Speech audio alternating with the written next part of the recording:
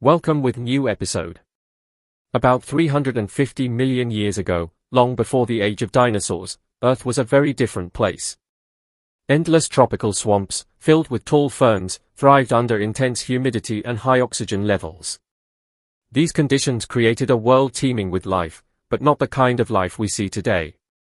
This era, called the Carboniferous Period, was dominated by massive insects and swampy forests. The tropical forests absorbed large amounts of carbon dioxide through photosynthesis and released vast amounts of oxygen into the atmosphere. Oxygen levels during this time reached an astonishing 35%, more than 1.5 times what humans can safely breathe today. This high oxygen content fueled the growth of living organisms, creating ideal conditions for early vertebrates and massive invertebrates. Giant centipedes as long as cars roamed the forests, dragonflies with wingspans similar to modern hawks soared through the skies, and massive spiders and scorpions dominated the swamps. It was an age where enormous insects ruled the planet. If you were to visit these ancient jungles, the first thing you'd notice would be dizziness and blurred vision due to the overwhelming oxygen levels. Even wet wood could ignite with just a small spark. Your feet would likely sink into the swampy ground beneath you, typical of the humid environment. But the most striking sight would be in the sky. Overhead, enormous insects buzzed loudly. One species, called Paleodictyoptera, resembled giant butterflies. These winged creatures had intricate patterns on their wings, and their wingspans reached up to 22 inches, nearly 10 times larger than most modern flying insects. Despite their size, these ancient insects were harmless herbivores, feeding only on plant juices. On the ground, however, danger lurked. One of the most fearsome predators of this time was Pulmonoscorpius curctinensis, the largest scorpion ever known, growing up to 28 inches long. For comparison, today's emperor scorpions only grow to about 8 inches. This massive scorpion had a hard exoskeleton for protection, sharp claws to capture prey, and a venomous stinger to finish the job. It hunted smaller creatures such as arthropods, mollusks, amphibians, and even reptiles on land and in water. Spotting this giant scorpion wasn't hard, it could easily spot you too, thanks to its multiple pairs of eyes and advanced sensory organs. If you weren't afraid of scorpions before encountering this one, you probably would be afterward. Back in the skies, alongside peaceful Paleodictyoptera, lived a far more dangerous predator, Meganeura, a dragonfly-like insect that was over 10 times larger than modern dragonflies. With a wingspan of up to 2.3 feet and a body length of around 1.3 feet, these giant flyers were the apex predators of their time. Meganeura's large compound eyes gave it nearly 360-degree vision, allowing it to spot prey from any direction. Strong legs equipped with spines helped capture and hold prey in midair, making it one of the most aggressive aerial hunters of the Carboniferous period. This ancient world, filled with towering plants and colossal insects, was both fascinating and terrifying, a true reflection of life's adaptability and the incredible diversity Earth has seen throughout its history. It is believed that their prey often included giant butterflies, and their ability to adapt to different environments allowed them to use two hunting strategies.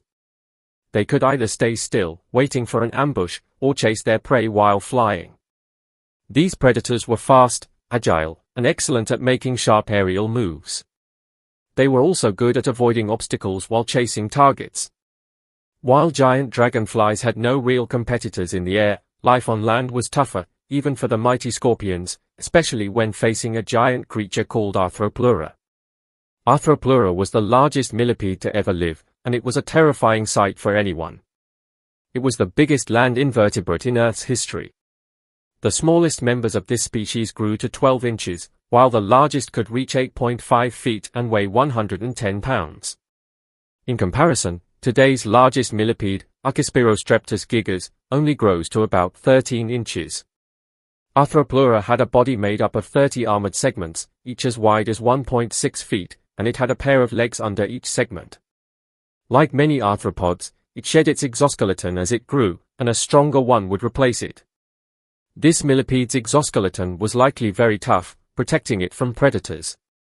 However, encounters with predators were rare because the Carboniferous period didn't have many dangerous animals. Even giant scorpions would likely avoid attacking something that was several times their size. No fossils of the head or mouth parts of Arthropleura have been found, so scientists are unsure what it ate. It is believed that these giant creatures mostly fed on decaying plants and seeds.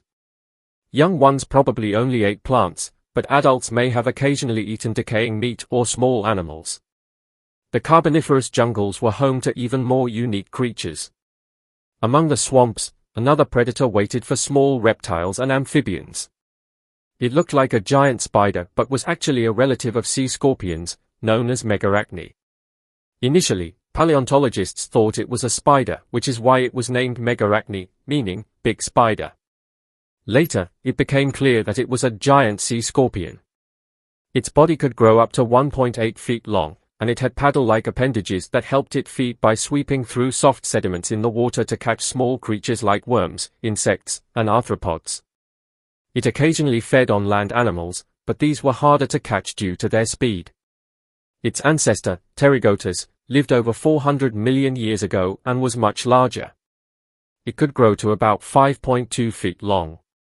Pterygotus was more dynamic, and some species grew even larger, reaching 6 to 6.6 feet in length. These creatures used the same method of feeding, but their diet may have included larger reptiles and amphibians. However, the largest known arthropod from this time was Jaekelopterus, which could grow up to 8.5 feet long.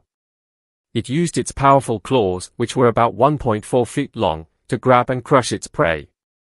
Despite its large size, it likely weighed no more than 220 pounds. Not all creatures from the Carboniferous period were giants. Beneath the jungle, tiny creatures existed. One such species was Trigonotarbida, the earliest known arachnids, or spider relatives. These creatures lived over 400 million years ago, even before the Carboniferous period. They were small, with the largest only reaching 2 inches. They were the first arachnids to adapt fully to life on land and could breathe air, unlike earlier species. They were similar in appearance to modern spiders but couldn't spin webs. These armored spiders were among the smallest predators of their time, likely hunting worms and other invertebrates. They probably didn't use venom, instead grabbing prey with their legs to hold it in place. The Carboniferous period was an exciting time for evolutionary experiments. Many giant and often dangerous creatures dominated the land and air, but underwater, another remarkable creature existed. Lepidocaris, a tiny, ancient worm from 400 million years ago, lived in shallow reefs in what is now Australia. These worms, though small, were heavily armored, looking like tiny knights covered in plates made of calcareous crystals. This armor protected them from predators, and they could curl up to protect their soft underbelly. This unique defense made it difficult for enemies to harm them, but it also limited their mobility. Because of this, the Excalibur worm eventually went extinct, though it left no significant descendants. As the Carboniferous period ended, amphibians began to diversify. Some evolved into creatures resembling modern-day crocodiles, growing up to 20 feet long, with thick, scaly skin to prevent dehydration when away from water. These amphibians also evolved to lay eggs on land, which allowed them to live farther from water sources. The Carboniferous period transitioned into the Permian period about 300 million years ago, just before the age of dinosaurs. At this time, all continents were part of a supercontinent called Pangaea. During the Permian period, early mammals evolved. One such creature was Gorgonopsians, a giant, bear-like animal with specialized teeth.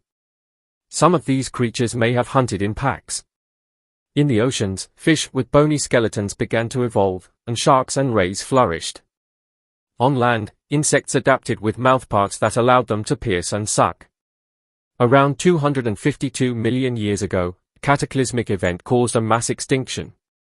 Scientists discovered that an asteroid or comet, about 6 to 12 kilometers wide, struck the Earth.